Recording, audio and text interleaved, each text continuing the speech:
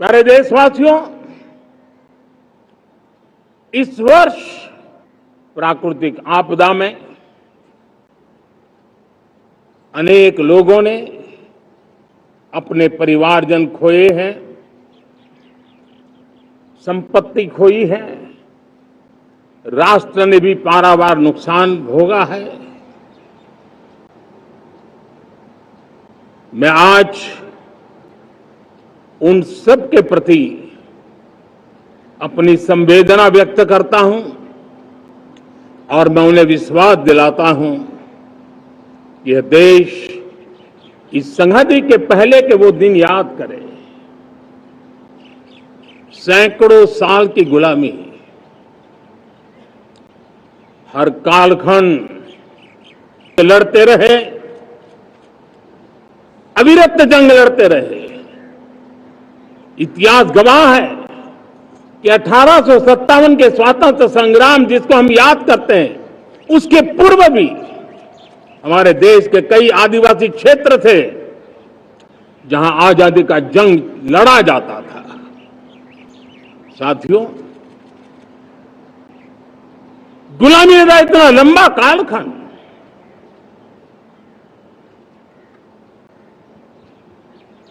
जुल्मी शासक अपरंपार अगर चल पड़ते हैं तो चुनौतियां कितनी भी क्यों ना हो, अभाव की मात्रा कितनी ही तीव्र क्यों ना हो, संसाधनों के लिए जूझने की नौबत हो तो भारत का लक्ष्य प्राप्त कर सकते हैं। अगर 40 करोड़ देशवासी अपने पुरुषार्थ से, अपने समर्पण से, अपने त्याग से, अपने बलिदान से आजादी दे सकते हैं, आजाद भारत, हर देशवासी का सपना उसमें प्रतिबिंबित हो रहा है। हर देशवासी का संकल्प हमारे सामने रखा। 2047 विकसित भारत के लिए कुछ लोगों ने भारत को मैन्युफैक्चरिंग का ग्लोबल हब बनाने का सुझाव दिया।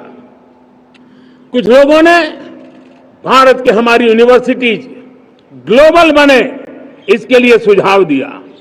कुछ लोगों ने यह भी कहा कि क्या आजादी के इतने सालों के बाद हमारा मीडिया ग्लोबल नहीं होना चाहिए। कुछ लोगों ने यह भी कहा कि हमारा स्किल्ड युवा विश्व की पहली पसंद बनना चाहिए। कुछ लोगों ने सुझाव दिया भारत को जल्द से जल्द जीवन के हर क्षेत्र में आत्मनिर्भर बनना चाहिए। कई लोगों ने सुझाव दिया कि हमारे किसान जो मोटा अनाज पैदा करते हैं, जिसको हम श्री अन्न कहते हैं, उस सुपर फूड को दुनिया के हर डाइनिंग टेबल पर पहुंचाना है। हमें विश्व के पोषण को भी बल देना है। करने के लिए समर्पण भाव से जुट जाती है और जब देश के हर नागरिक उस सपने को पूरा करने के लिए, जन भागीदारी करने के लिए, जन आंदोलन बनाने के लिए आगे आता है, तब हमें निश्चित परिणाम मिलता ही रहता है। मेरे प्यारे देशवासियों, हम ये न भूलें कि देश उस परिस्थितियों से भी दशकों तक भी आजादी के बाद समय बिताया है जब होती है, चलती है, अरे यार ये तो चलेगा, अरे हमें क्या मेहनत करने की जरूरत है, अरे मामला है अगली पीढ़ी दिखेगी, अरे हमको मौका मिला है यार, मौज कर लो, आगे वाला आगे का जाने, हमें क्या कर रहा है, हम अपना समय निकाल दें। अरे नया करने जाओगे कोई बवाल उठ जाए, पता नहीं क्यों देश में एक स्टेटस को का माहौल बन गया था। जो है उसी से गुजारा कर लो, यही का माहौल बन गया था। और लोग तो कहते हैं अरे भाई छोड़ो, अब कुछ होने वाला नहीं है, चलो, ऐसा ही मन बन गया था। हमें इस मानसिकता को तोड़ना था, हमें विश्वास से भरना था और हमने उस दिशा में प्रयास किया। कई लोग तो कहते थे अरे भाई अगली पीढ़ी के लिए काम हम अभी से क्यों करें, हम तो आज का देखें। लेकिन देश का सामान्य नागरिक ये नहीं चाहता, वो बदलाव के इंतजार में था, वो बदलाव चाहता था, उसकी ललक थी, लेकिन उसके सपनों को किसी ने तवज्जो नहीं दी, उसकी आशा आकांक्षाओं को अपेक्षाओं को तवज्जो नहीं दी गई और उसके कारण वो मुसीबतों को झेलते हुए गुजारा करता रहा। वो रिफॉर्म्स का इंतजार करता रहा। हमें जिम्मेदारी दी गई और हमने बड़े रिफॉर्म्स जमीन पर उतारे। गरीब हो, मिडिल क्लास हो, हमारे वंचित लोग हो, हमारी बढ़ती जाती शहरी आबादी हो, हमारे नौजवानों के सपने हो, संकल्प हो, आकांक्षाएं हो, उनके जीवन में बदलाव लाने के लिए रिफॉर्म का मार्ग हमने चुना। और मैं देशवासियों को विश्वास दिलाना चाहता हूं, रिफॉर्म के प्रति हमारी जो प्रतिबद्धता है वो पिंक पेपर के एडिटोरियल के लिए सीमित नहीं है। हमारे रिफॉर्म्स की ये प्रतिबद्धता है वो 4 दिन की वाहवाही के लिए नहीं है। हमारी रिफॉर्म्स की प्रक्रिया किसी मजबूरी में नहीं है, देश को मजबूती देने के इरादे से है।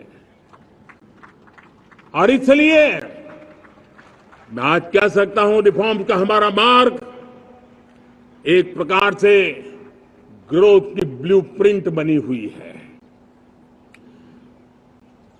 ये हमारा रिफॉर्म, ये ग्रोथ, ये बदलाव, ये सिर्फ डिबेट क्लब के लिए, इंटेलेक्चुअल सोसाइटी के लिए, एक्सपर्ट लोगों के लिए सिर्फ चर्चा का विषय नहीं है। साथियों, हमने राजनीतिक मजबूरी के कारण नहीं किया है। हम जो कुछ भी कर रहे हैं वो राजनीति का भागा गुणा करके नहीं सोचते हैं। हमारा एक ही संकल्प होता है, नेशन फर्स्ट, नेशन फर्स्ट, राष्ट्रहित सुप्रीम। ये मेरा भारत महान बने, इसी संकल्प को लेकर के हम कदम उठाते हैं। साथियों, जब रिफॉर्म की बात आती है, एक लंबा परिवेश है। अगर मैं उसकी चर्चा में चला जाऊंगा तो शायद घंटों निकल जाएंगे, लेकिन मैं एक छोटा सा उदाहरण देना चाहता हूं। बैंकिंग क्षेत्र में जो रिफॉर्म हुआ, आप सोचिए।